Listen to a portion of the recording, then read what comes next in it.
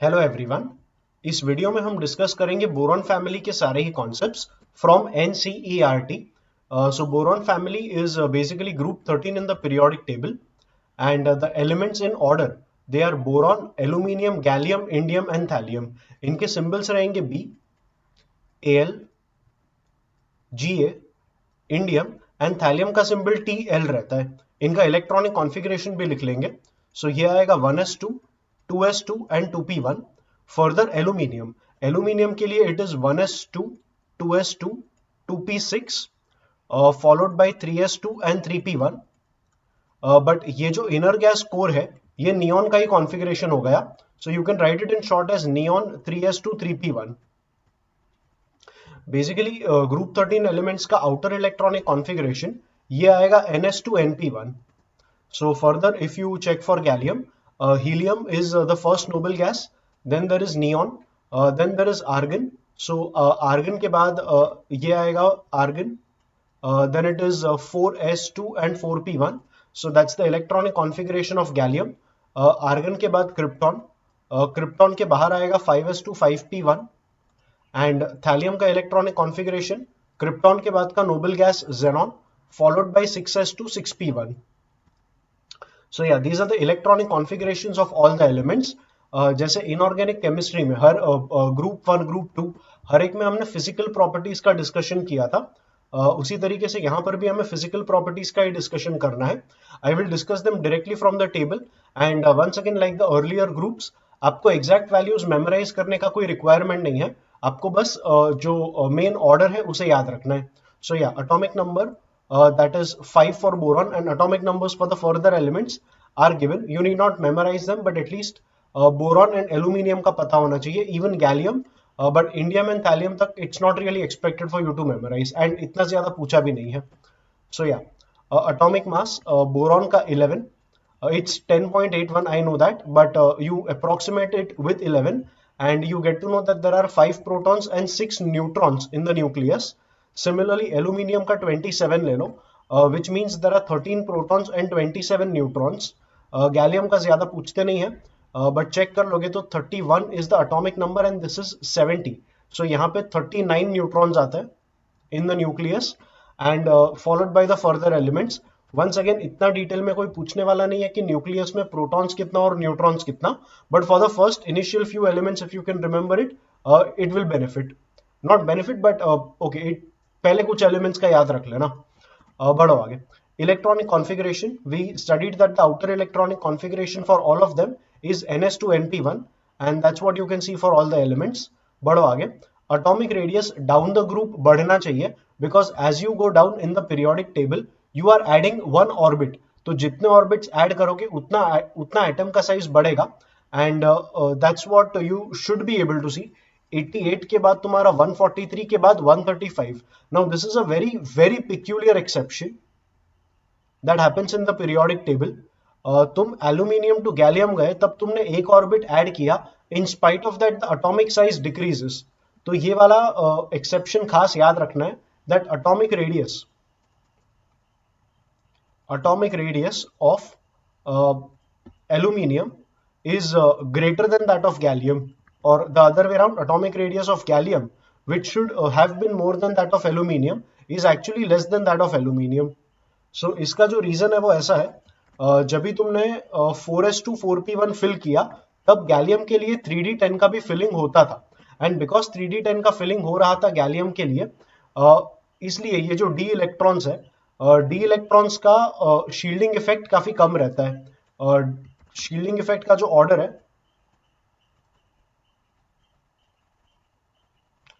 Shielding effect is the maximum for the S electrons. उससे थोड़ा कम रहता है पी का, उससे कम डी का और सबसे कम एफ का। तो गैलियम में you can see that there are 10 D electrons and 10 D electrons का जो शील्डिंग इफेक्ट है वो काफी कम रहेगा। तो जो आउटर मोस्ट इलेक्ट्रॉन्स है इनका अट्रैक्शन न्यूक्लियस के साथ इतना इफेक्टिवली शील्ड होता नहीं है, विच मीन्स न्यूक्लियस के साथ अट्रैक्शन बढ़ जाता है एंड अट्रैक्शन बढ़ जाने की वजह से ये जो साइज है वो एल्यूमिनियम टू गैलियम रिड्यूस होता है।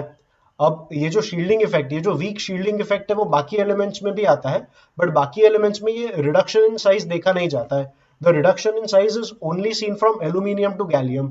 And if at all you are asked a reason for that, the reason to be given is poor shielding effect of d electrons. So you will say poor shielding effect of d electrons in gallium. This is the reason for the atomic radius of gallium being less than that of aluminium. So yeah, keep that reason in mind. That exception should be very well known to you, and इसके ऊपर questions काफी बार पूछे गए हैं. So yes, atomic radius down the group बढ़ना चाहिए था, but because of d electrons being present in gallium and इनका shielding effect weak होने की वजह से outer electrons के साथ attraction बढ़ जाता है. They are pulled closer to the nucleus and the size of gallium becomes lesser than the size of aluminium. Further अगर आगे बढ़ेंगे तो इंडियम के लिए एटॉमिक साइज बढ़ जाता है एंड थैलियम के लिए साइज और भी ज्यादा बढ़ जाएगा. So yeah that's about atomic size. There is one correction you need to make in the electronic configuration. Electronic configuration में ये 3d10 भी तुम्हें लिखना पड़ेगा, बिकॉज आर्गन लिखोगे ना तब उसमें 10 d इलेक्ट्रॉन्स है नहीं. So when you actually check the electronic configuration, gallium के इलेक्ट्रॉनिक कॉन्फ़िगरेशन में ये चेंज लाना पड़ेगा. We will have to say 3d10, then 4s2 and then 4p1. So the same thing will have to be mentioned here also. यहाँ पर भी तुम्हारे 4d के 10 electrons आता है. So 4d10, then it will be 5s2 and then it will be 5p1. You can check that in the table. It is 4d10, 5s2, 5p1. Now when you go to thallium, thallium में तुम्हारे 14f electrons भी आते हैं. So in addition to what we had written here, 6s2, 6p1. Xenon के बाद सबसे पहले आएगा 4f14, फिर आएगा 5d10, फिर आएगा 6s2 एंड फिर आएगा 6p1. So yes, make that correction in electronic configuration, and that's how you write the outer electronic configurations of all these elements. बढ़ते हैं आगे. अब आयनिक रेडियस में ऐसा है कि ionic radius strictly increases down the group. तो जो एक्सेप्शन था वो सिर्फ तुम्हारा एटॉमिक रेडियस में ही था. अगर एटॉमिक रेडियस ऑफ गैलियम पूछा, yes it is less than that of aluminium, but ionic radius strictly increases down the group. So अगर पूछा ionic radius of gallium, ionic radius of gallium will be greater than that of aluminium, and this ionic radius is of the +3 ion. So you can say Ga+3 and Al+3. So Ga+3 का ionic radius will be greater than that of aluminium. You can check that with the numbers here. But atomic radius के बारे में बात किया तो atomic radius of gallium is less than that of aluminium. So yes, keep that in mind. M+ का भी radius इन्होंने दिया हुआ है. Now why does M+ form, इसके बारे में बाद में बात करेंगे. And M+ का भी radius down the group increases. बढ़ो आगे. Ionization enthalpy. Once again, ionization enthalpy down the group always decreases. Because atom जैसे जैसे बड़ा होगा वैसे वैसे आउटर मोस्ट इलेक्ट्रॉन न्यूक्लियस से दूर जाएगा, एंड आउटर मोस्ट इलेक्ट्रॉन अगर दूर गया तो न्यूक्लियस के साथ अट्रैक्शन कम होगा. इलेक्ट्रॉन को निकालने के लिए एनर्जी रिक्वायरमेंट कम रहेगा, इसलिए ionisation enthalpy down the group decreases. So from boron to aluminium ionisation enthalpy decreases. There is an exception here.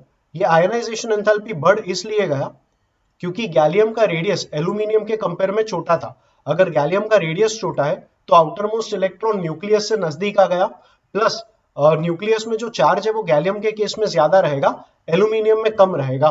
तो इस वजह से ionisation enthalpy from aluminium to gallium slightly increases. ये वाला भी एक्सेप्शन याद रखना है along with the exception of atomic size.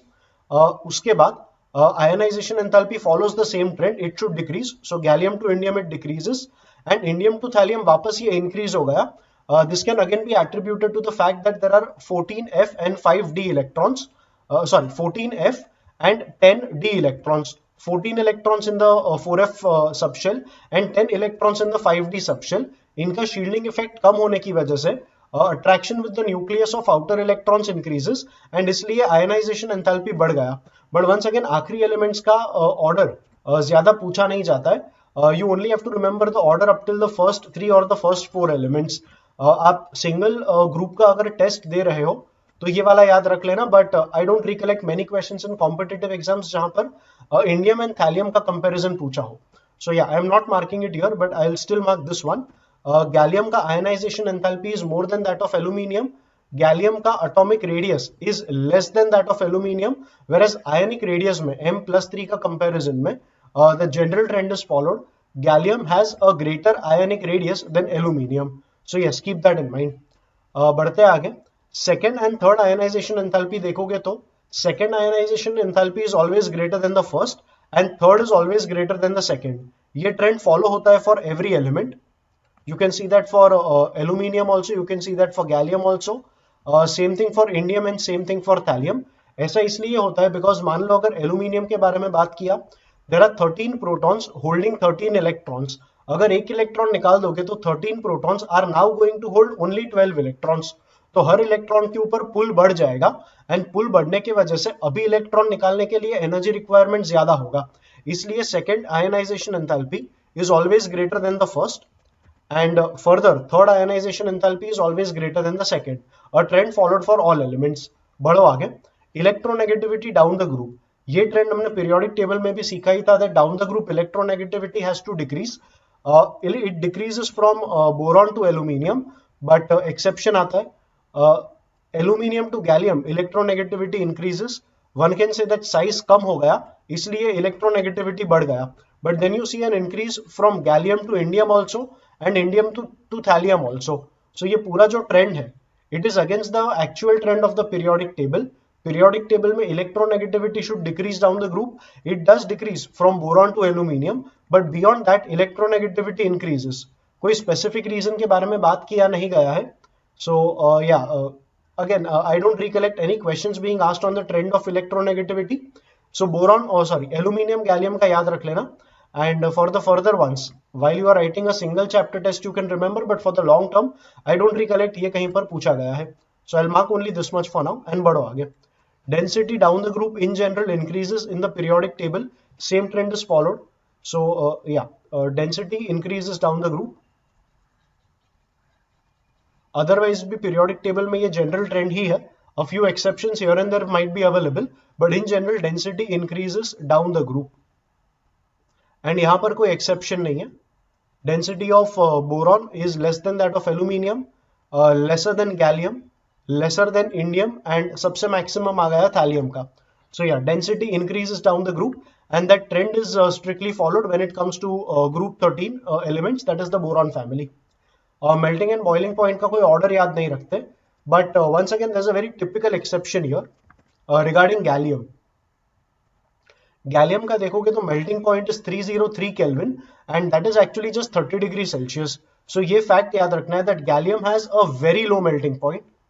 Gallium has a very low melting point. In fact किसी दिन समर्स में अगर टेम्परेचर थोड़ा ज्यादा रहेगा तो गैलियम मेल्ट होकर लिक्विड स्टेट में एग्जिस्ट करेगा instead of existing in the solid state. अगर बॉइलिंग पॉइंट देखोगे तो 2676 kelvin. Although all of these elements have a very high boiling point. These boiling points, gallium का boiling point is considered to be significantly high. So gallium के बारे में property है that it has a very low melting point and a very high boiling point. Along the group अगर compare करोगे तो down the group boiling point decreases. But once again melting point and boiling point का trend किसी भी group में मैंने याद रखने बोला नहीं है. I will stick to that same comment for this family also, that for group 13 you need not remember the order of melting and boiling points, but just remember that gallium has an unusually low melting point and a very high boiling point. बढ़ो आगे. E0 values, that are the SRP values. SRP values का यही है that down the group electron giving ability will increase because ionization enthalpy is going to reduce. अगर ionization enthalpy कम होगा, electron giving ability बढ़ेगा, मतलब oxidise होने का ability बढ़ेगा. तो SRP वैल्यू ज्यादा नेगेटिव होते जाएगा as you go down the group. So -1.66, it should become more negative as you go down, but it becomes actually less negative. It becomes even less negative here and यहां पर ability है reduce होने का. So yeah that's a trend which is opposite to what we would have expected. Even E0 values here, यहाँ पे M+2M, यहाँ पे positive आया, यहाँ पे दो वैल्यूज दिए गए हैं in acidic and alkaline medium. It becomes negative here and it becomes more negative as you go down the group. So Yes, the trend is followed when you look at the E naught values for the reduction of M plus species to M, but not of M plus 3 to M. There are no specific reasons given for this. And once again, trend याद रखने का कोई requirement नहीं है, as I don't recollect any major questions being asked on this.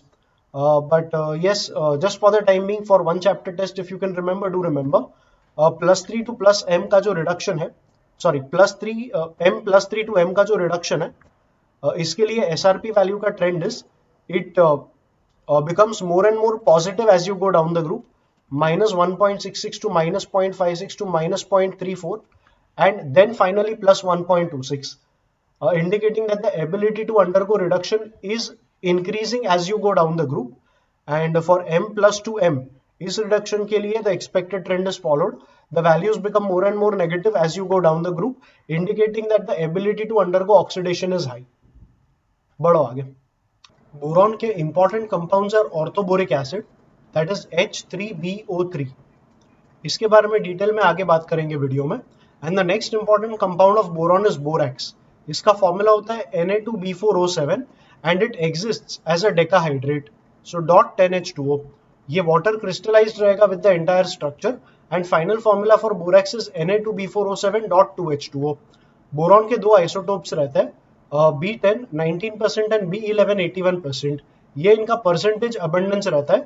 And average molar mass अगर calculate करोगे, average molar mass या average atomic mass in this case, the formula for average atomic mass was the fraction in which a certain component is present.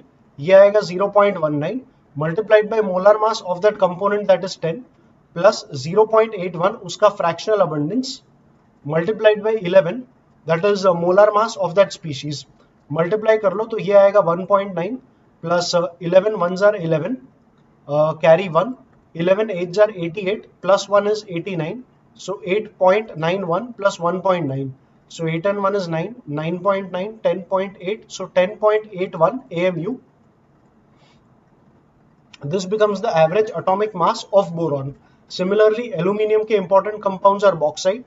Bauxite is Al2O3 dot 2H2O, and the other important compound is Na3AlF6, that is cryolite. So ये कुछ important compounds है boron and aluminium के, इन्हें याद रखना. Isotopes of boron, relative abundance के बारे में ज्यादा कोई questions पूछते नहीं है, but you should only know that there are two isotopes of boron, B10 and B11, and average atomic mass calculate करने का method तुम्हें आना चाहिए. ये पिछले chapters में हमने already पढ़ के रखा है. इन पीरियोडिक टेबल ये इसके बारे में डिस्कशन किया था. So yeah I just made you recollect the method of calculating average atomic mass. And yes, बढ़ते आगे with inert pair effect. There is something called inert pair effect that starts coming in from the group 13 elements.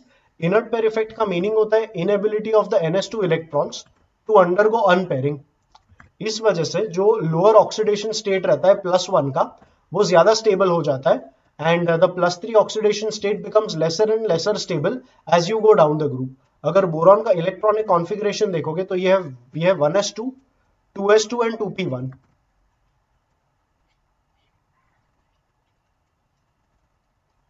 So boron को मान लो अगर BF3 का formation करना था, हम 2s के इलेक्ट्रॉन्स का पेयरिंग ब्रेक करते थे एंड एक इलेक्ट्रॉन को प्रमोट करते थे to the higher 2p orbital.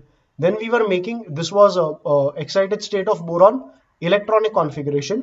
फिर हम करवाते थे sp2 hybridisation of boron, and then finally boron was forming BF3. तो यहाँ पे तुमने 2s इलेक्ट्रॉन्स का अनपेयरिंग किया. आई सेड दैट अगर हायर एलिमेंट्स में जाओगे, हायर मतलब heavier elements, for the heavier elements the NS2 electrons they will prefer not to undergo unpairing. Inability of NS2 electrons to undergo unpairing, ये ज्यादा देखा जाएगा in the heavier elements. This is seen more in the heavier elements. Heavier elements के NS2 electrons unpair होना prefer नहीं करेंगे. If you do not unpair the NS2 electrons, तो तुम्हारा इलेक्ट्रॉनिक कॉन्फ़िगरेशन कुछ ऐसा ही रहेगा. And finally you have only one unpaired electron. You will have only one unpaired electron, and the heavier elements will tend to form only one bond, or you can say they will tend to form bonds in the +1 oxidation state. So इसलिए stability of the plus one oxidation state increases as you go down the group, because like I said, heavier elements do not prefer to unpair the ns2 electrons, and ये unpair नहीं होंगे तो plus one का oxidation state देखा जाएगा. So yes, stability of the plus one oxidation state will increase down the group, and the plus three oxidation state stability is going to decrease as you go down the group. So keep that fact in mind. इसे कहते हैं inert pair effect, basically inability of ns2 electrons to undergo unpairing. बढ़ो आगे. ये कुछ और facts है. Nitric acid aluminium के सरफेस को पैसिव रेंडर करेगा. ऐसा इसलिए because nitric acid and aluminium have the ability of reacting and forming aluminium oxide. So एक फॉर्मेशन होगा of oxide film on the surface of aluminium, और जो एल्यूमिनियम ऑक्साइड रहेगा वो नाइट्रिक एसिड को और अंदर जाने नहीं देगा. तो nitric acid and aluminium do not react further, and यही रीजन है. Nitric acid when it reacts with aluminium it forms an oxide film, aluminium oxide Al2O3 का फिल्म फॉर्म हो जाएगा एल्यूमिनियम के सरफेस पे, and this Al2O3 will not let nitric acid penetrate into the interior of the metal. So yeah, the statement very clearly is nitric acid renders aluminium passive because of the formation of an oxide film layer on the surface of aluminium. One more fact, white fumes around a bottle of anhydrous AlCl3 are formed, and that is because of the formation of HCl vapors. ऐसा रहता है कि anhydrous AlCl3 को अगर एक anhydrous AlCl3 का bottle अगर open करेंगे तो आसपास में सराउंडिंग्स में जो भी वाटर वेपर रहेगा, that water vapour partially hydrolyses aluminium chloride. अगर ये हाइड्रोलाइज होगा तो तुम्हें मिलेगा AlOH थ्राइस प्लस जो भी Cl तुमने निकाला वो यहाँ का H लेके बाहर आएगा. Now HCl will be moist because surroundings में वाटर वेपर पहले से था, तो मॉइस्ट HCl जो रहता है इसके फ्यूम्स बनते हैं, and these are the fumes that you will see when you open a bottle of anhydrous AlCl3. So as a fact याद रखना that white fumes that you see around the bottle of anhydrous AlCl3, they are the fumes of HCl vapors, and they are formed because of a partial hydrolysis of aluminium chloride. So yeah, that's one more fact, and keep that fact in mind. बढ़ो आगे. BF3 is a Lewis acid. Lewis acid मतलब electron acceptors. We have done this multiple times in the earlier groups also, but एक बार वापस बता देता हूँ. If anything is an electron acceptor, it is said to behave like a Lewis acid. अगर BF3 का structure देखोगे तो BFFF, boron के outermost orbit में there are only 2 plus 2 plus 2, that means 6 electrons. So to complete an octet, boron will prefer to accept electrons, because boron in BF3 has the ability of accepting electrons. We say that it acts like a Lewis acid, and it had the ability of accepting electrons because of an incomplete octet. It had only 6 electrons in outermost orbit.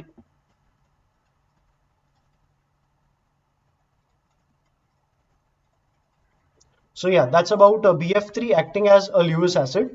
Similarly, AlCl3 also will act as a Lewis acid, because aluminium chloride में भी अगर aluminium AlCl3 ऐसे हम draw करेंगे, aluminium के भी outermost orbit में there are only 6 electrons, and because it is short of 2 electrons to complete an octet, it will accept electrons and it will act like a Lewis acid. So even AlCl3 is a Lewis acid because it accepts electrons. AlCl3 का structure, it exists as a dimer and it forms bridge bonds. अगर एक AlCl3 का molecule ऐसा रहेगा, take one more AlCl3 molecule.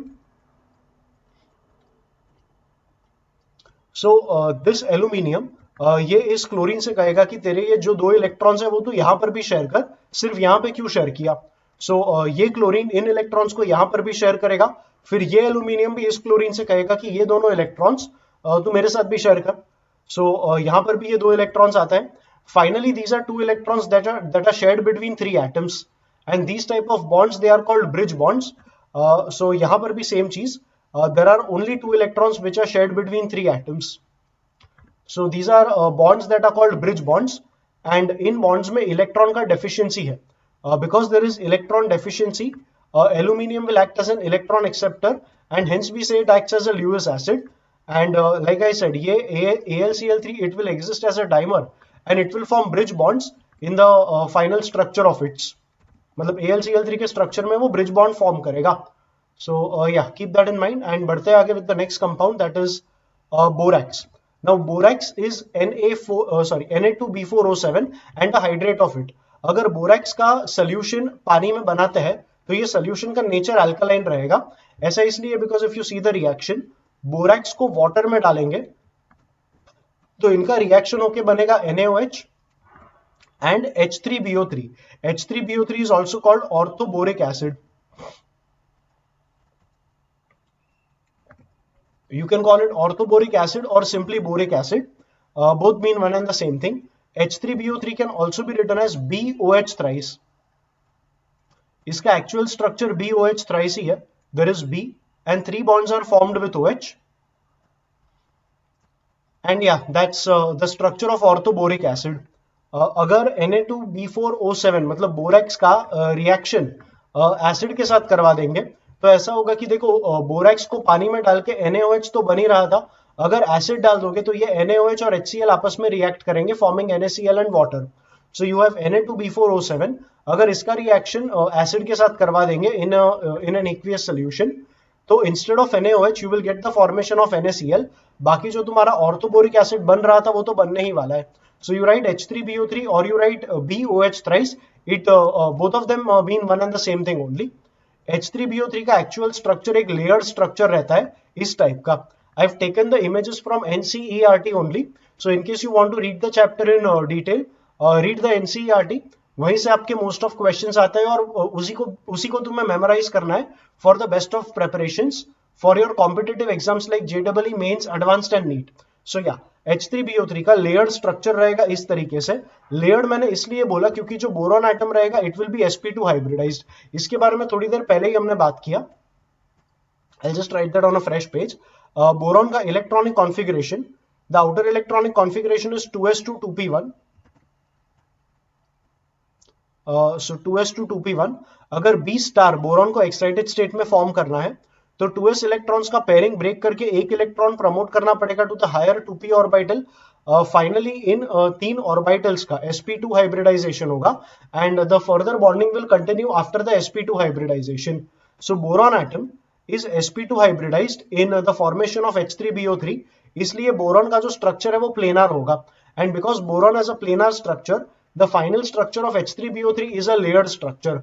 अगर BO3-3 के units देखोगे, ये तुम्हारा B OH यहां पर है एंड इसका OH यहां पर है। दिस OH इस O पे डेल्टा माइनस H पर डेल्टा प्लस, ये O हाइड्रोजन बॉन्डिंग करेगा with the OH of some other boron. Similarly यहां पे इस OH का H बॉन्ड बना with the oxygen here. So O और H के बीच में हाइड्रोजन बॉन्डिंग होता है and we say that the BO3- units they are all joined with one another by hydrogen bonds. अगर ऑर्थोबोरिक एसिड का heating करेंगे तो HbO2 मिलेगा। HbO2 is called metaboric acid. नाम ध्यान में रखना, HbO2 is called metaboric acid and metaboric acid का फर्दर हीटिंग करेंगे तो B2O3 मिलेगा, that is called boron oxide और बोरिक एनहाइड्राइड।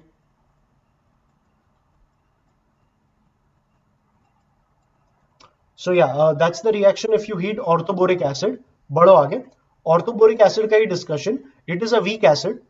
इसके ऊपर काफी बार क्वेश्चंस पूछा है that why is orthoboric acid a weak acid. So एक बात तो ये कि ऑर्थोबोरिक एसिड एक प्रोटॉनिक एसिड नहीं है, it does not give H+ in water, rather H3BO3 का बॉन्डिंग मैंने तुम्हें बताया ऐसा था, it was BOH thrice. H3BO3 is B OH OH and OH। ये H3BO3 प्रोटॉन डोनेट नहीं करता, it does not give H+ in water, that is why it is not a protonic acid और you can say it is not even a Bronsted acid. Bronsted acid base ये था, Brønsted acid मतलब gives H+, Brønsted base मतलब takes H+, तो ये Brønsted definition से भी acidic नहीं है। होता ऐसा है कि जो H3BO3 है इसमें बोरॉन का आउटर मोस्ट ऑर्बिट इनकम्प्लीट है because it has only 6 electrons, it tries to accept electrons. So water में डाल के, वाटर इज HOH, ये H+ एंड OH- ब्रेक होगा, OH- के इलेक्ट्रॉन्स बोरॉन एक्सेप्ट करेगा फॉर्मिंग BOH4-। इस स्पीशीज को बनाने के लिए अगर OH- एक्सेप्ट किया तो H+ जनरेट होगा। It is because of the generation of this H+ that orthoboric acid becomes acidic. अब ये रिएक्शन का काफी इक्विलिब्रियम लेफ्ट में ही रहता है, So it is a weak acid. And yeah, that's something about the acidic character of H3BO3, that H3BO3 is not a protonic acid or a Bronsted acid because it does not give H plus in water. Instead, H3BO3 orthoboric acid is acidic in nature because it accepts OH minus of water for completing the octet of boron. The solution becomes acidic because of generation of H plus ions from water only. तो ये चीजें ध्यान में रखना regarding orthoboric acid and its acidic character. बढ़ो आगे. The next important compound to discuss is diborane. Diborane का structure बिल्कुल वैसा ही है जैसा हमने AlCl3 के बारे में बात किया. ये जो ब्रिज बॉन्ड्स यहां पर बन रहे थे, सिमिलर बॉन्ड्स बोरॉन भी फॉर्म करता है when diborane is formed. So boron का वैलेंसी 3 रहता है. It should actually be BHHH, I mean BH3 होना चाहिए, एंड यहां पर भी BH3. बट दो BH3 मॉलिक्यूल्स जब बनेंगे तब ये बोरॉन इस हाइड्रोजन से कहेगा कि ये 2 इलेक्ट्रॉन्स तो यहां पर भी शेयर कर, and then this boron will also tell this hydrogen that you share these 2 electrons with me over here. Eventually, in this bond, you have only 2 electrons, and in this bond also, you have only 2 electrons, but you have 3 atoms. In bonds को हम कहते हैं 3 center 2 electron bonds. These are 3 center 2 electron bonds. They are called banana bonds. Her boron atom ने 4 bond का formation किया. Even this is considered a bond only. Her boron atom ने 4 bonds का formation किया, तो हर बोरॉन एटम sp3 हाइब्रिडाइज्ड रहेगा. B2H6 मतलब diborane के स्ट्रक्चर को लेके ये कुछ पॉइंट्स है, इन्हें अच्छे से याद रखना. यू नेवर नो कब किस टाइप का क्वेश्चन बन के आ जाए. हर बोरॉन एटम sp3 हाइब्रिडाइज्ड है because it is forming 4 bonds. There are 3 center 2 electron bonds and we call it banana bonds. The 2 bonds I am talking about are over here. This is one bond and this is the other bond. So these are your 3 center 2 electron bonds, which we also call banana bonds, and ऐसे 2 bonds बनेंगे in the structure of diborane. बढ़ो आगे. There are 4 bonds of the 2 center 2 electron types. 2 center 2 electron are normal bonds. ये जो BH bonds है ये तुम्हारे normal bonds ही है. These are the 2 center 2 electron bonds. They are basically sigma bonds only, जो normal way में form होते हैं उसी तरीके के bonds है. स्ट्रक्चर में ऐसा रहता है कि ये जो पूरा BH का स्ट्रक्चर है ये एक हॉरिजॉन्टल प्लेन में रहेगा. This boron, these 2 hydrogens, this boron and these 2 hydrogens are going to be in a single horizontal plane. But ये जो हाइड्रोजन से बॉन्ड बना था, that hydrogen will be coming out of the plane. तो ये hydrogen इस तरीके से बाहर की तरफ से आएगा and from outside the plane it is bonded with the 2 boron atoms. So ये स्ट्रक्चर होता है B2H6 का. यहाँ पे अगर देखोगे तो ये पूरा बॉन्ड होने चाहिए थे 4 इलेक्ट्रॉन्स, है सिर्फ 2 इलेक्ट्रॉन्स. तो ये स्पीशीज इलेक्ट्रॉन डेफिशिएंट है. If it is electron deficient, it will act like an electron acceptor, and because it acts like an electron acceptor, it is a Lewis acid. तो ये थोड़ा डिस्कशन हो गया रिगार्डिंग डाइबोरेन. बढ़ो आगे. ये कुछ प्रेपरेशन रिएक्शंस है डाइबोरेन के जो एनसीईआरटी में दिए गए हैं. आई डोंट रिकलेक्ट कि ये रिएक्शंस किसी पुराने पेपर्स में पूछे गए हो, but they are given in NCERT, तो एक बार गो थ्रू कर लेते हैं.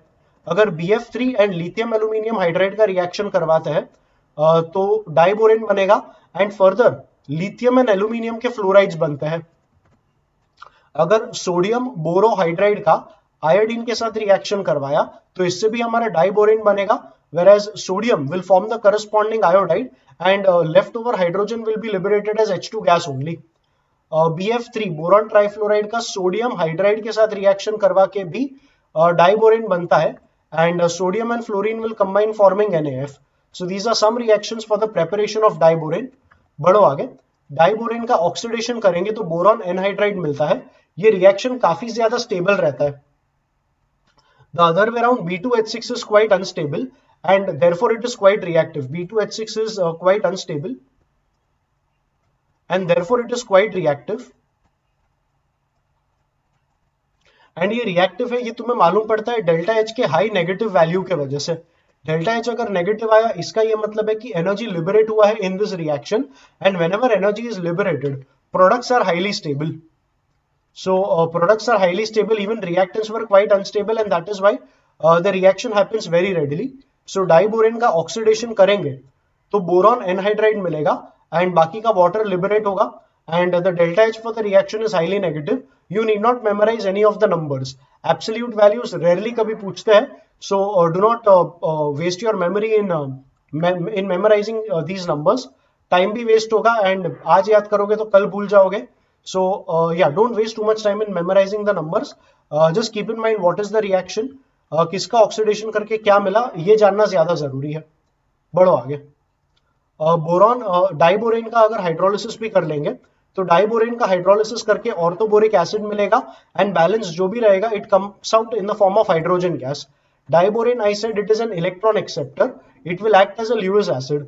तो इसे अगर NH3 में N के ऊपर एक लोन पेयर है, NH3 is an electron pair donor that is a Lewis base, तो B2H6 will react with NH3. इसमें B2H6 को ब्रेक करके BH3 बना लो एंड BH3 में बोरॉन का जो ऑक्टेट इनकम्प्लीट था ये कंप्लीट किया जाएगा by forming a coordinate bond with nitrogen. Nitrogen अपने 2 इलेक्ट्रॉन्स शेयर करने के लिए डोनेट करेगा. The coordinate bond is formed by the 2 electrons on nitrogen and yeah that's how a structure forms between BH3 and NH3. A similar reaction will happen with carbon monoxide also. B2H6 को break करेंगे into BH3 and boron अपना octet complete करेगा by accepting the electron pair that is present on carbon in carbon monoxide. So ये species form होगा when carbon monoxide reacts with diborane.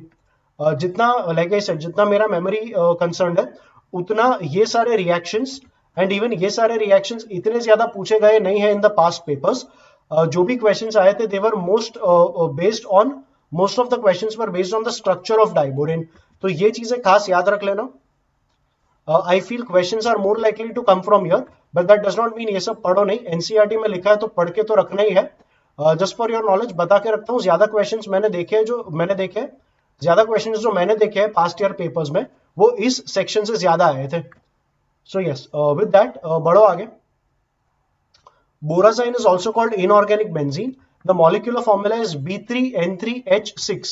Diborane को अगर ammonia के साथ react करवाते हैं तो इस तरीके का एक इंटरमीडिएट मिलता है. The intermediate is BH2NH3 twice with a plus sign. The entire complex is positively charged, surrounded by BH4 minus a negative complex. इसका हीटिंग करके मिलता है बोराजाइन, that is inorganic benzene with the formula B3N3H6. And the balance is coming out as hydrogen gas. इसका structure कुछ ऐसा रहता है. There are alternate bonds between boron and nitrogen, and there is a hydrogen on each atom. ये structure benzene के साथ काफी similar है, इसलिए इसे इनऑर्गेनिक बेंजीन कहते हैं. बेंजीन में इफ यू रिमेंबर यहां पर ऑल्टरनेट डबल बॉन्ड्स भी थे.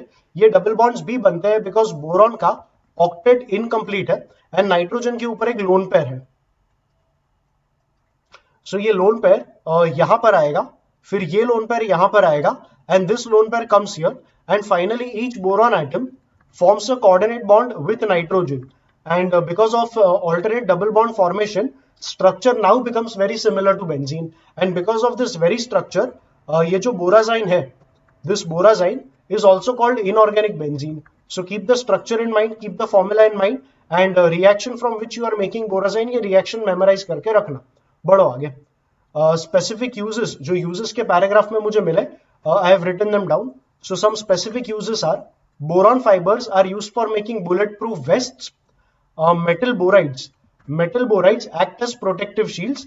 ऐसा है कि B10 जो isotope है, the B10 isotope of boron has a very good ability of absorbing neutrons. अगर absorbing neutrons का ability काफी ज्यादा है B10 का, तो जो boron है metal borides are used for making protective shields and control rods in nuclear reactors. They absorb the neutrons. Although I said B10 का ability ज्यादा है, तुम कोई भी बोरॉन यूज करोगे चलेगा. कोई भी मतलब जब भी एक सैंपल ऑफ बोरॉन लोगे तो उसमें थोड़ा B10 और बाकी का B11 रहेगा. But in spite of significant B11 being there, थोड़ा बहुत B10 रहेगा. And that neutron absorbing ability of B10 is मतलब जितना भी तुमने बोरॉन लिया अगर थोड़ा भी B10 रहेगा तो वो एबिलिटी इनफ रहेगा for using these metal borides as protective shields and control rods in nuclear reactors. बढ़ो आगे. Borax and boric acid, these are used for making heat resistant glass, example pyrex. Aluminium एक light weight material है and इसका electrical conductivity भी काफी ज्यादा है and wait by weight basis पे देखोगे अगर एक सर्टेन वेट ऑफ एल्यूमिनियम लोगे एंड उतना ही वेट कॉपर का लोगे ऐसा है कि अगर डेंसिटी कम रहेगा, एल्यूमिनियम का डेंसिटी काफी कम है, तो एक सर्टन वेट एल्यूमिनियम का लोगे, उतना ही वेट कॉपर का लोगे, तो एल्यूमिनियम का वॉल्यूम तुम्हें काफी ज्यादा मिलेगा, and because you get a larger volume of aluminium, the conductivity that you can get on the conductivity that you can get on a weight by weight basis, ये aluminium का double रहेगा that of copper. Double मतलब not exact double, approximately double. So on a weight to weight basis the electrical conductivity of aluminium is 2 times the electrical conductivity of copper। ये statement याद रखना, it's there in NCERT and one of the past years papers में ये statement assertion reasoning के किसी question में पूछा गया है। So yeah, keep that in mind, and yes, with that I am done with discussing everything I wanted to discuss regarding the boron family। For the best of preparations, I would highly recommend reading the NCERT by yourself। ये सारा ही content मैंने लिया है from NCERT. So NCERT से ये chapter एक बार अपने आप भी पढ़ना, it will give you a better idea of what is actually there in the book. After reading the chapter from NCERT, make sure that you are making notes बनानी है, और एनसीईआरटी के एंड में जो एक्सरसाइज दिया है वो exercise भी अपने आप सॉल्व करना, जस्ट टू चेक कि आपने कितना सीखा है। So read the NCERT, make notes, solve the exercise, ये पूरा करना for the best of preparations with this particular topic। Yes, with that I'm done with discussing everything I wanted to discuss in this video। I hope that the contents of this video have been someplace somewhere helpful to you in your preparations। Thank you for watching।